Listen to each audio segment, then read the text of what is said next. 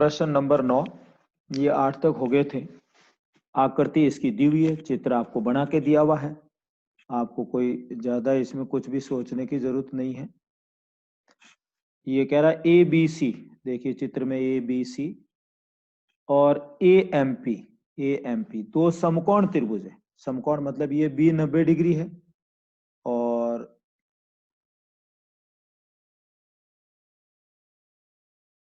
ये M 90 degree है। ठीक है, सिद्ध कीजिए कि त्रिभुज ए बी सी और ए एम पी। तो देखिए, अगर समरूप सिद्ध करना है, इसका मतलब है कि ये दो भुजाएं, इसकी दो कोण कम से कम आपस में बराबर होने चाहिए। दो कोण बराबर है, देखिए ए बी सी में कोण बी और ए एम पी में कोण एम 90 डिग्री, और कोण ए है वो दोनों में ही उभयनिष्ठ है। ए बी सी में भी है और ए एम पी में भी है, दोनों में ही है। ये दोनों में ही है, तो इसलिए आप देखिए इसमें कोई दिक्कत वाली बात नहीं है। दो कोण आपस में बराबर हो गए, तो इसको लिखता हूं त्रिभुज ए बी सी, त्रिभुज ए बी सी व त्रिभुज ए एम पी। आप इन दोनों त्रिभुज को देखें, दो कोण बराबर मिल जाएंगे। इसका कोण बी इसके कोण एम के बराबर, प्रत्येक 90 डिग्री, प्रत्येक 90 डिग्री। यह आपको दिया हुआ है, प्रत्येक 90 डिग्री। ये एंट्री इनकी हो नहीं रही है, एक तो सलोनी है, एक श्रुति पाठक है। इनका क्या करें, इनका नेटवर्क सही नहीं है।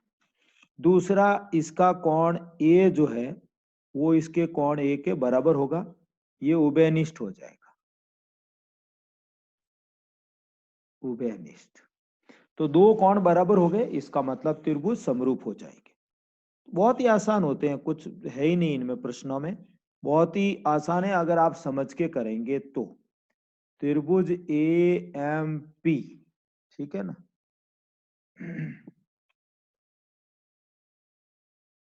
ए एम पी ये क्यों हो जाएंगे, इसका कारण हो जाएगा ए समरूपता, ये ए समरूपता, ये एंस प्रूफ। तो देखिए बहुत ही आसान हो गए।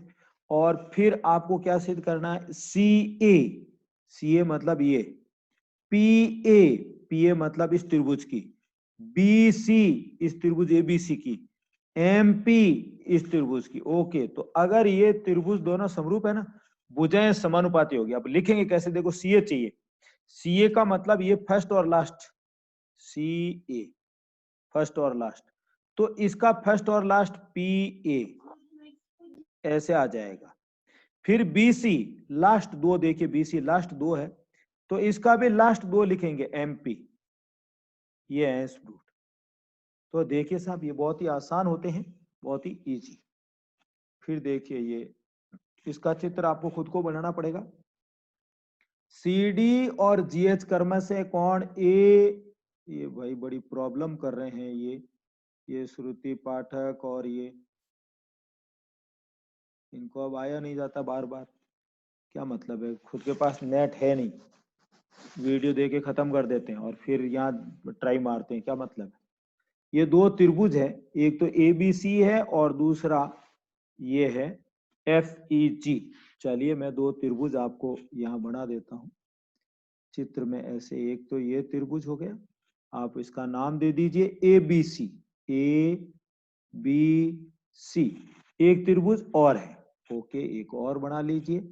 ये दूसरा त्रिभुज है ऐसा, इसका है एबीसी, ये है एफ ई जी, एफ ई और जी, यही दिए हुए, देखिए A B C F E जी, ये दो दिए हुए। और सी डी कोण ए सी बी इस कोण का समद्विभाजक है, यानी इसके दो समान भागों में इसको बांटेगा, इस कोण ए सी बी को। तो देखिए इसका अर्धक मैं आपको बना के बता देता हूं, ये यहाँ पर ऐसे अर्धक बनेगा, ये कोण का अर्धक हो गया ना, ये इसका अर्धक, मतलब ये भाग और ये भाग दोनों बराबर हो जाएंगे। आप इसको यहाँ पर कुछ भी लिख दें, सी डी ऐसे। फिर इसका दूसरे का, किसका, ई जी एफ, EGF इस कोण का अर्धक करना है। ओके, देखिए इसका भी अर्धक बनाते हैं। इस कोण का अर्धक मतलब दो समान भागों में बांट देते हैं, ऐसे, ये ऐसे, ये GH यानी ये कोण और ये कोण आपस में बराबर है। ये इसका मतलब है। अर्धक का मतलब ये कोण अगर x है तो ये भी x होगा, दोनों बराबर है। और इसको ऐसे लिख भी दें तो कोई फर्क नहीं पड़ेगा। और ये y है तो ये भी y है, ये मतलब है इसका। अब देखिए आगे क्या, ये तो चित्र से संबंधित हो गया, इसका डायग्राम है वो बन गया। अब ये आगे क्या कह रहा है कि त्रिभुज ABC समरूप है FEG, ये समरूप दिया हुआ तो दर्शाइए, ये दिया हुआ है, ये समरूप है। तो जब समरूप है तो देखिए इसको ऐसे लिखेंगे, त्रिभुज ABC समरूप है त्रिभुज FEG। अब देखिए साहब, समरूप है, आपको इसका मतलब है कि इनके संगत कोण बराबर है, इनकी भुजाएं समानुपाती है, इस तरीके से सब कुछ है। अब हमको देखिए इसमें जो प्रूफ करना, आगे सिद्ध करना, उसमें है CD, ये वाला CD, GH ये वाला GH दूसरे का, AC और FG, यानी ये दोनों ट्राइंगल आपको समरूप सिद्ध करेंगे तब ये होगा, नहीं तो नहीं होगा। ये आपको दिया हुआ है, ये दिया हुआ है, दिया हुआ है। अब आपको जो सिद्ध करना है वो ये मैंने आपको कहा ना, जैसे CD तो ये इस त्रिभुज की CD, GH ये इस दूसरे त्रिभुज की GH, AC इस पहले वाले त्रिभुज की AC, FG ये दूसरे वाले ट्राइंगल की FG। ये दोनों ट्राइंगल समरूप होंगे तो ये भुजाएं समानुपाती होगी। अब ये दिया हुआ ऐसा, ये दिया हुआ है तो इसका मतलब है कि संगत कोण बराबर, इसका मतलब है कि कोण A कोण F के बराबर होगा। ये देखिए पहला पहले के बराबर होगा, ये A होगा और ये F होगा, ये आपस में बराबर होंगे। और क्या बराबर होगा, कोण C और कोण G ये भी बराबर होंगे, ACB बराबर ये कोण FGH ये होगा। अब ये ACB इस त्रिभुज में देखिए, ACB ये x और x, इसको मैं 2x लिख सकता हूं। और ये FGH दूसरे में देखिए, FGH ये 2y है। अब ये दो दो दोनों तरफ कट गए तो x बराबर y। अब x बराबर y, x का मतलब ये कोण ACD ये कोण हो गया, ACD। x का मतलब BCD भी होता है, दोनों बराबर है इसलिए कोई भी ले सकते हैं, पर मुझे ये त्रिभुज ACD चाहिए इसलिए मैं कोण ACD लूंगा। इसका कोण लूंगा मैं FGH, FGH। तो ये देखिए इस तरीके से हमें ये मिल गया। अब ये त्रिभुज समरूप हो जाएंगे कौन से त्रिभुज, ADC, त्रिभुज ADC या DCA कुछ भी कह लें, DCA। और दूसरा त्रिभुज कौन सा है, दूसरा है देखिए DCA के बाद में HGF, HGF। ये दोनों त्रिभुज है, ठीक है ना। ये दोनों त्रिभुज आपस में समरूप हो जाएंगे। कैसे होंगे समरूप, देखिए साहब, इसका मैं कोण A कहता हूं, वो इस कोण F के बराबर है। ये देखिए आपको इस समीकरण से ऊपर दिया हुआ है ना, इससे मिल गया। ये समीकरण नंबर 1 कह दो, इसको समीकरण नंबर 2 कह दो। तो यहां लिख दूंगा समीकरण 1 से, ऊपर हमने लिख रखा है उसी से। अब देखिए ये दूसरा एक कोण और बराबर है, कौन सा, ACD, ACD और FGH, ये समीकरण 2 से ऊपर हमने सिद्ध कर चुके हैं, ये 2 से। अब जब दो कोण बराबर है तो इसका मतलब त्रिभुज DCA समरूप होगा त्रिभुज HGF, ये दोनों समरूप। देखिए आपको ये तीसरा जो सिद्ध करना है ना वो यहाँ हो गया, देखिए तीसरा पहले हो गया। और ये कौन सी समरूपता है, AA समरूपता, AA समरूपता, ये दोनों ही त्रिभुज समरूप हो गए। अब ये समरूप है तो भुजाएं समानुपाती होगी। कैसे, देखिए इसमें CD चाहिए, इस पहले में देखिए CD, तो ये रहा CD, ऐसे पहली दो लिखते हैं तो यहाँ भी पहले दो है GH, ये देखिए पहले दो GH बराबर में ये AC, लास्ट दो लिखना, देखिए AC ये लास्ट दो है, तो यहाँ भी लास्ट दो लिखेंगे, यानी GF या FG, ये भी प्रूफ हो गया। तो देखिए ये भी प्रूफ हो गया और ये भी प्रूफ हो गया, एक साथ दो प्रूफ हो गए, यानी पहले ये त्रिभुज होगा फिर ये भुजाएं समानुपाती होगी, तो ये दो एक साथ होते हैं। फिर एक और बीच में बच गया, देखिए DCB और HGE, यानी ये त्रिभुज और ये त्रिभुज आपस में हो जाएंगे समरूप। कैसे? ये कोण B जो है ये कोण E के बराबर होगा। क्यों? क्योंकि ये त्रिभुज समरूप है। ये देखिए ये कोण B और ये कोण E आपस में बराबर होंगे। दूसरा ये x बराबर y यहां सिद्ध कर चुके हैं, यानी ये कोण और ये कोण बराबर होंगे। जब ये दो कोण बराबर हो जाएंगे तो ये त्रिभुज समरूप हो जाएंगे। तो देखिए इसको मैं यहां लिख देता हूं, त्रिभुज कौन सा बच गया? DCB, ये देखिए जो इसमें ये सिद्ध करना है इसको लेते हैं DCB, और दूसरा है त्रिभुज HGE, ये त्रिभुज। इन दोनों में देखते हैं, तो इसका कोण B इसके कोण E के बराबर होगा। ये B और E बराबर है क्योंकि आपको ये दिया हुआ है, दोनों समरूप त्रिभुज है ना, इसलिए दिया हुआ है। ये देखिए यहाँ पर ये B और ये E है, बराबर है। अब दूसरा क्या लिखूंगा? x बराबर y, ये x बराबर y, ऐसे। ये हमने यहां समीकरण 2 से, समीकरण 2 से।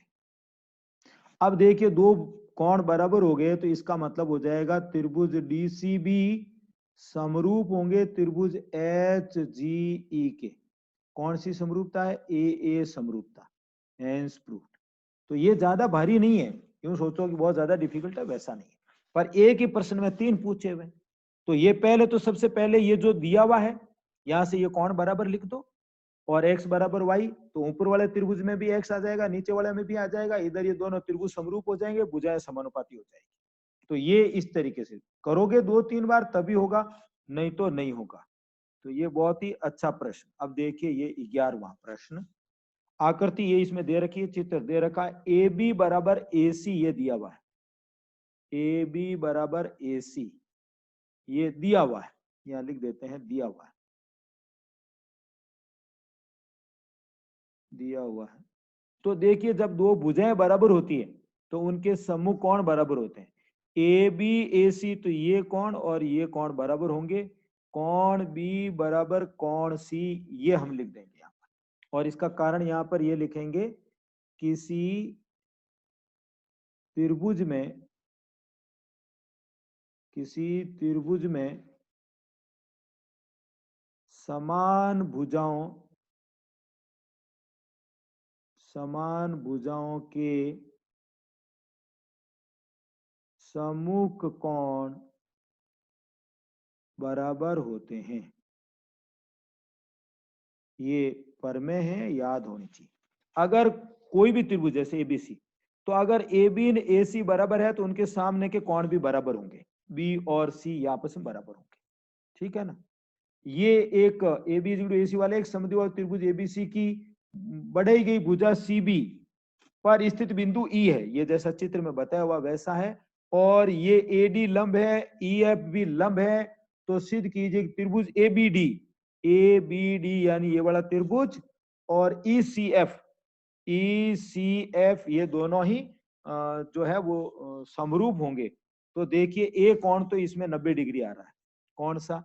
इस त्रिभुज में देखिए ए बी डी में ये कोण डी, और ई सी एफ में कोण एफ, ये दोनों के दोनों 90 डिग्री, कोण बराबर हो गया। एक और बराबर है त्रिभुज ए बी डी का बी और इसका ई सी एफ का ये कोण सी, जो कि हमने यहाँ लिख रखा है समीकरण 1 से।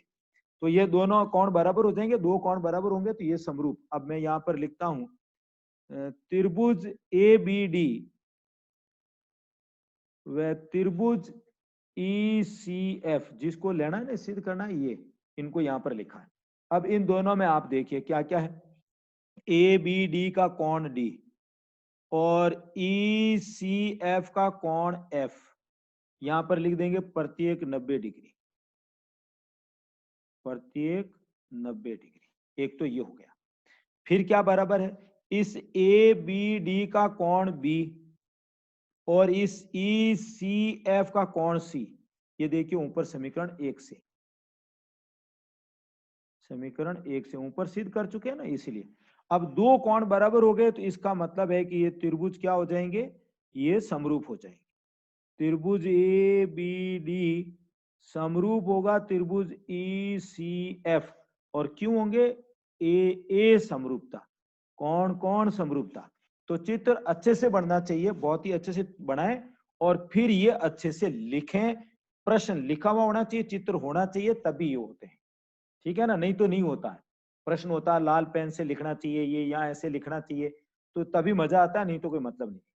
तो ये आप, ये बहुत ही इंपॉर्टेंट रिजल्ट है, ये देखिए ये जो दिया हुआ यहाँ से ये समीकरण मिलती है, ये बहुत ही इंपॉर्टेंट। और फिर ये दो कोण बराबर होते ही, ज्यादातर देखिए दो कोण बराबर है, दो कोण बराबर होते ही समरूप हो जाते हैं। अब ये कल आगे और आपको ये 12वां प्रश्न, 13वां, 14वां और 15वां, बस ये 4 प्रश्न होते ही ये प्रश्नावली यानी ये जो आपकी चैप्टर है वो पूरा का पूरा खत्म हो जाएगा। कॉपी में करते रहें, कॉपी चेक करो।